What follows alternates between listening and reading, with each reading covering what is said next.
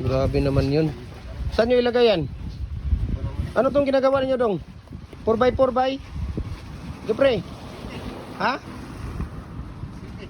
7 feet? Ano ang ratio mo dito? Ilang sakong buhangin? 6? 6 na sako na buhangin? Ilang sako simento? Isa? Ilang timba na tubig?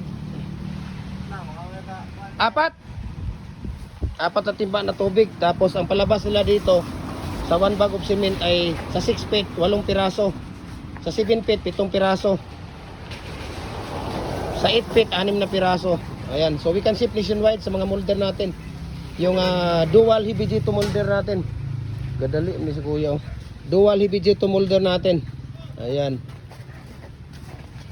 Tingnan natin kung we can ship nationwide, Luzon, Visayas, Mindanao. Kahit sa sulok man tayo ng mundo, kaya abutin ng ating cargo. Mabilis lang, oh. 15 to 18 minutes lang siya pagka tag-init. Pagka taglamig, nasa mga pag makulimlim, walang init, nasa mga ano lang siya. Mga nasa 20 to 30 minutes lang po. Ayan. So maraming salamat. And God bless po sa ating lahat. Ayan, mabilis lang.